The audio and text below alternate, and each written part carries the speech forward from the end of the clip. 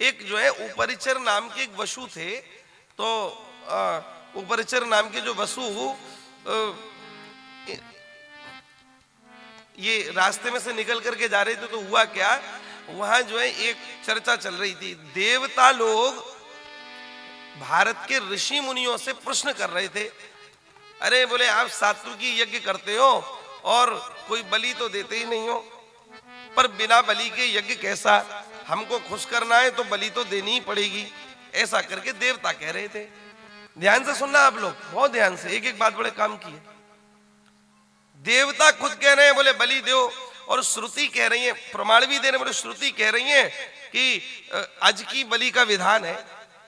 और अजमाने आप सब लोग जानती हो क्या है, अजमाने क्या है? अरे आप लोग जानते हो अजमाने बकरा, बकरा ही बकरा का पर्यायवाची अज है ना, अजा बकरी, अजमाने बकरा। बोले बलि का विधान है। तो देवताओं ऋषि मुनियों ने सुना और इनको डांटते हुए कहा, सुनो खबरदार जो गड़बड़ कर रहे हो, नहीं नहीं बलि का विधान तो है, पर किसका?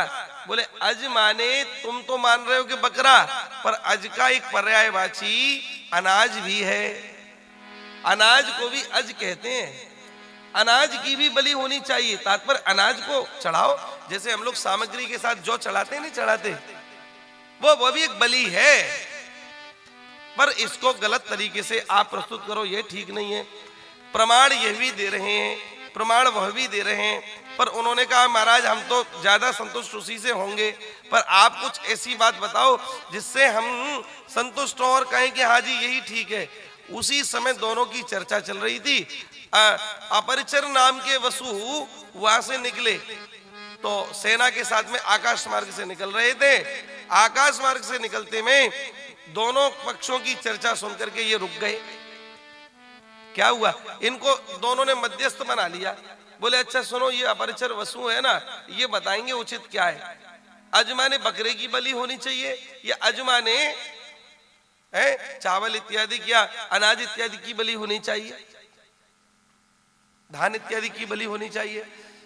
तो अपरिचर वसु ने दोनों की बात को समझा और समझ करके इनके मन में बात आई कि बोले हो ना हो, अरे भाई हमें ऋषि मुनियों से इतना क्या काम, देवताओं का तो हम लोग यज्ञ करते हैं, इन्हीं से काम पड़ेगा। तो राजा पक्षपाती हो गया। जैसी पक्षपाती हुआ तो पक्षपाती होकर के उसने जानबूझ करके कह दिया, बोले नहीं नहीं देवता जो कह रहे हैं यही सही है। इतना सुना, अरे महाराज ऋषियों का पारा चढ़ गया, अरे कैसा मूर्ख है, अरे सत्य बात का साथ नहीं देता और झूठी बात पक्षपात के कारण बोलता है। जा हम तुझे श्राप देते हैं कि अब तू अपने पुण्य से क्षीण हो जा, पृथ्वी में रहे। जो महाराज श्राप दिया, और जो ऊपर सेना हवा में चल रहा था ना अपरिचर वसु, महाराज वो ऊपर से गिरने लगा, नीचे गिरा। अब देवताओं ने महाराज देखा कि पक्ष तो इन्होंने हमारा ही लिया, तो बोले भाई इसको साध लो। तो उसको रोक करके वहीं पृथ्वी पर, मतलब भीतर नहीं धंसने दिया, पर फिर भी वहीं स्थिर कर दिया। बोले ना तू पृथ्वी पर रहेगा और ना आकाश में, ऐसा संतों ने श्राप दिया, बीच में ही रोक दिया। अब जब ये बीच में रुका तो देवताओं ने इसको समझाया, बोले भैया अपरिचर, कभी अगर मध्यस्थता करनी हो किसी की तो सत्यता का ही साथ देना चाहिए।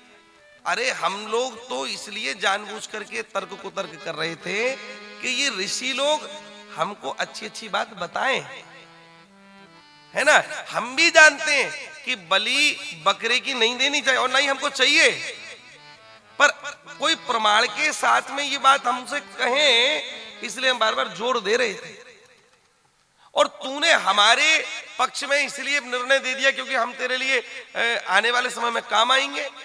बोले तुमने अच्छा नहीं किया, हम तो ऋषि मुनियों का आदर करते हैं, तुम ऋषि मुनियों के विरुद्ध जाओगे, पर कैसे काम चलेगा। ऋषि मुनि तो श्राप दे करके चले गए महाराज, लेकिन अपरिचर वसु को पृथ्वी में धसा गए।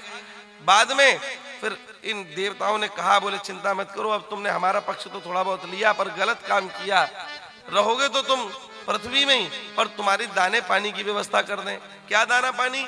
बोले जो हवन में, हवन के गर्भकुंड में अपरिचर नाम का वसु रहता है आज भी। और अपरिचर को महाराज जी जो हम लोग सामग्री के साथ जो घी चढ़ाते हैं ना, वो घी की धार से ही उसका पोषण होता है अपरिचर वसु का।